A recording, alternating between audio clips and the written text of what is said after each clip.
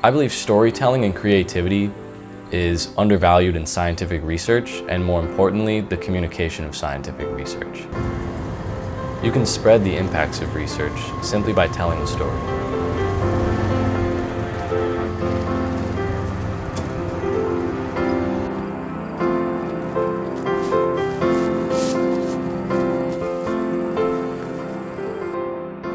Organic agriculture has and always will be a cornerstone of food production in Appalachia. But the need to support a growing population demands efficient farming, often in the form of fertilizers. And fertilizer use comes at the expense of surrounding ecosystems and natural resources like drinking water. The importance of finding ways to sustainably and affordably farm in Appalachia cannot be understated. But what really matters is sharing this information.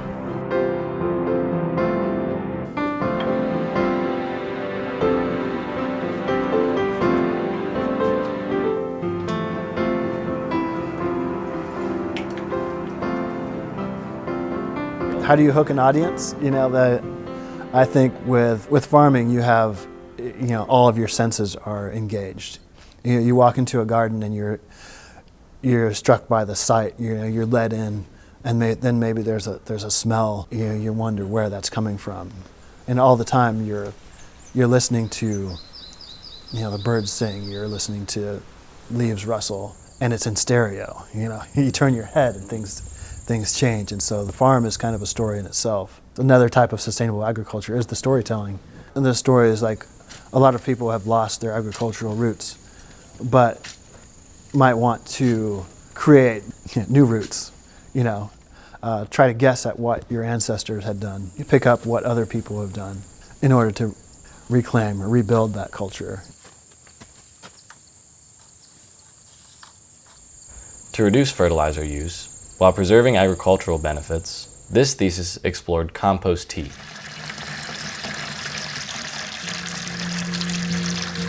Now that may sound like an unappealing drink, but it's not for humans, it's for plants.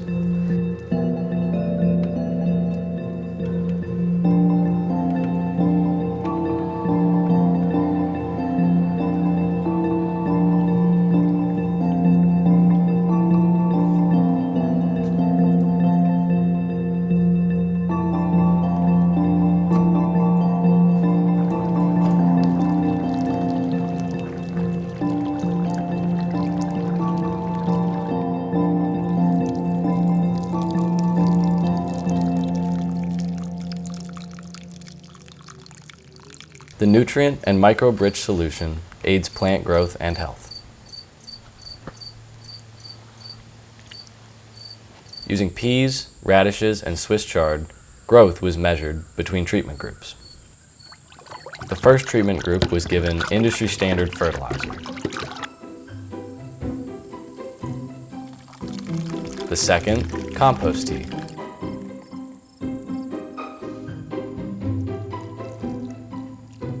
And the third, simply water as a control group.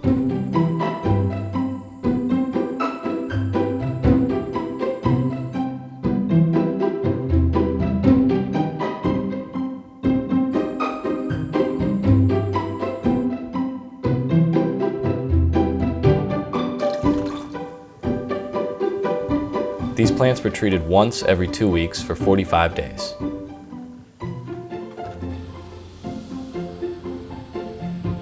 Growth metrics were also recorded twice a week during the 45-day observation period.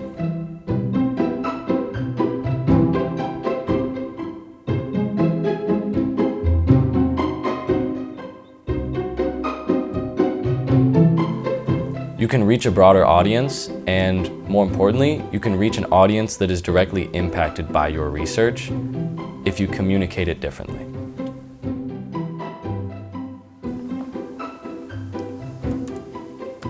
And so in some ways, to me, things like peer review articles, absolutely, in some cases, essential, yet totally insufficient to reach the audiences that we need to reach because particularly if we're focusing on having an impact and not just kind of addressing research needs and kind of operating in that basic science field, then we have to go to our audiences and, even if it's the very same content, present that in different ways.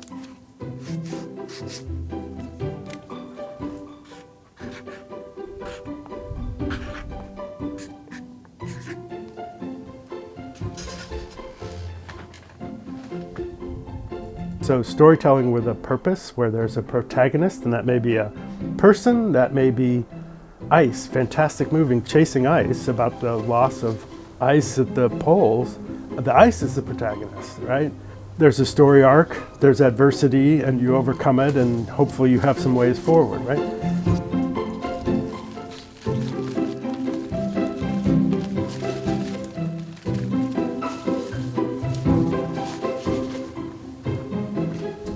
There's a ton of science behind that and informing that storytelling, but you're just going to reach an entirely different audience in those ways.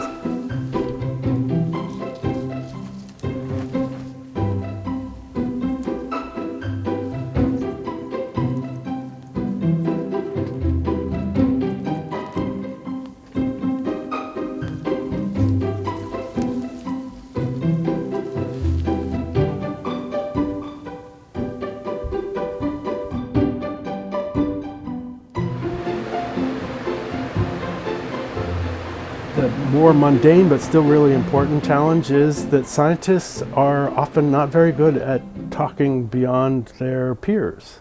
That is the use of jargon and exclusive language that's not accessible, that is not understood but also is a turnoff to different audiences. And that's not just people who may not have studied the particular topic or have formal education, but it can be people, I don't have time for you to explain yourself more clearly. And that could be a busy parent, that could be a senior policymaker, that could be a journalist, right? A whole bunch of people would have that perspective. With all plants fully dried, each was weighed. Above and below ground biomass was separately measured to determine the influence of each treatment on different parts of the test plants. By comparing crop growth and yield data, this research proves that compost tea is a viable alternative to fertilizer. Just as important as the effects of compost tea is what's inside.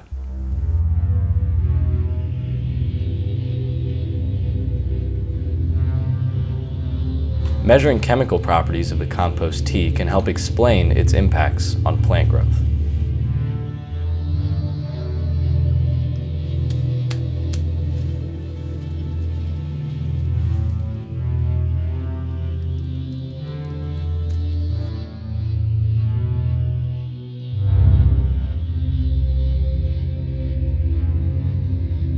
While these results are important, the implications are what truly matter.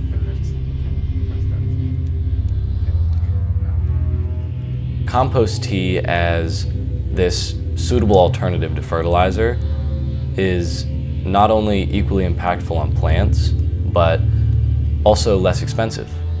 The materials to create a compost tea brewer and the access to compost feed is far cheaper than purchasing fertilizer for your plants.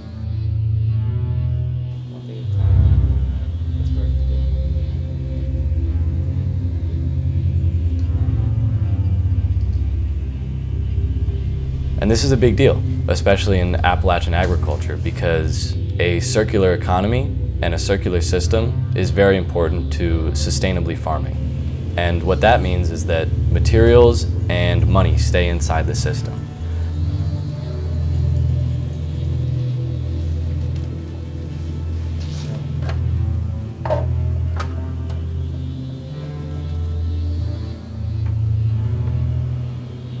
As organic matter composts, it can be added to the tea, and this tea improves plant growth. These plants can be sold or they're consumed, and what's left goes right back to the compost and returns to the system.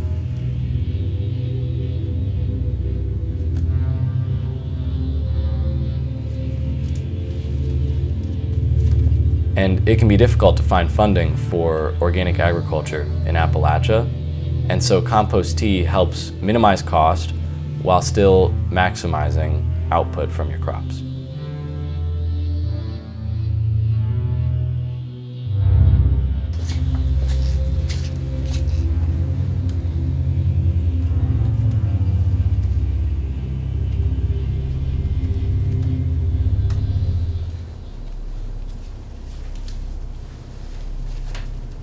Storytelling is so important because you're personalizing your research, you're humanizing your research, and I think, particularly when it comes to environmental storytelling, there's an attachment to place that I think is very powerful in Appalachia, which I admire. And folks in other parts of the country, it may not resonate with them, but I think that connection to environment is very important in this region.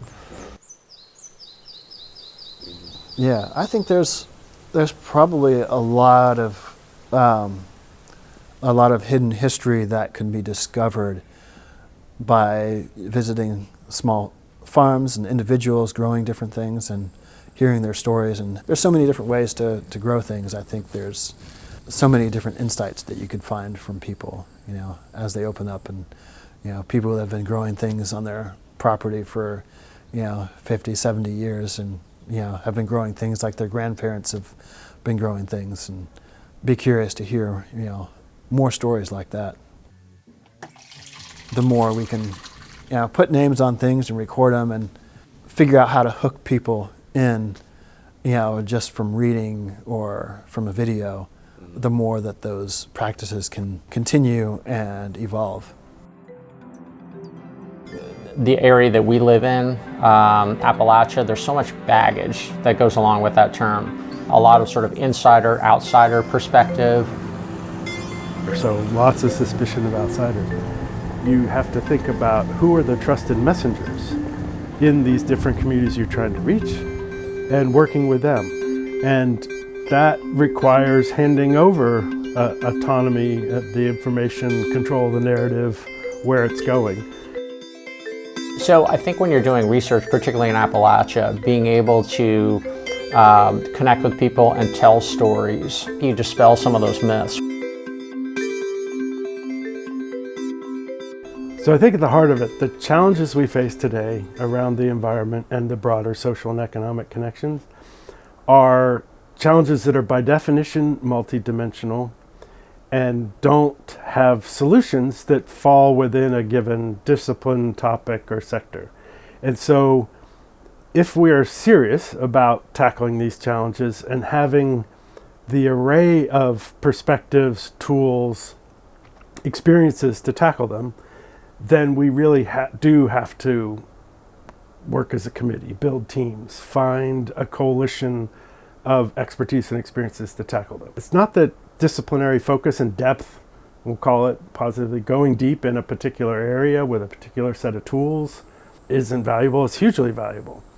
Necessary, but not sufficient. And so in order to really make particularly an impact, but I would also even say on the research side and an understanding, is to have those different perspectives coming together, sometimes in conflict, sometimes in synergy, but always in the room, always around the table, always part of the problem set, but also hopefully then a more robust solution set as well. So a lot about walking in other people's shoes, how do they see it, what are their interests, and then also being willing to recognize that the quote-unquote expert may not be the best one to actually do the communication. But that's back to the building the teams and working collaboratively, and you can have the best science and the most compelling from your perspective, but if you can't get an audience or get an audience to listen, then it's not doing much good. The only way humans truly change their perception is through a connection, through a story, through relating to something or someone. And I believe that storytelling can bring that out in science and bring that out in research, and ultimately bring the impacts and the benefits of research back to the places where they originate. That is to say, connecting research to the people and places it impacts the most.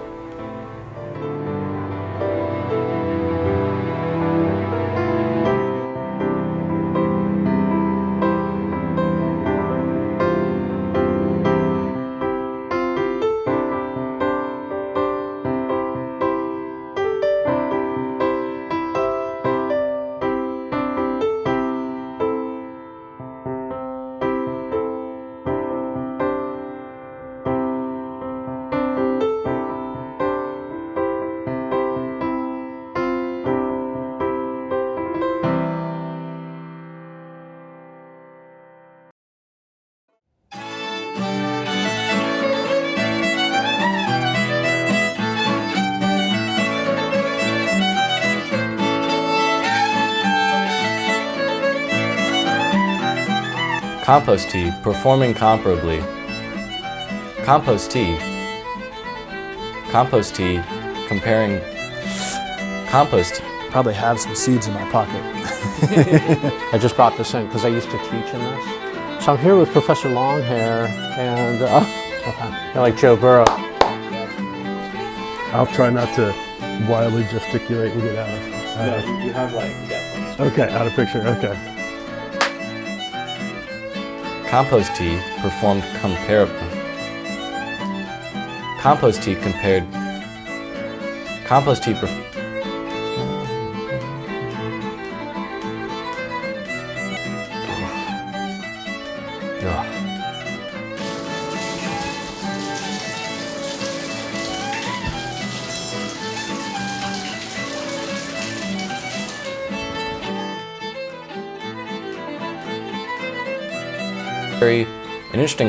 An interesting layer.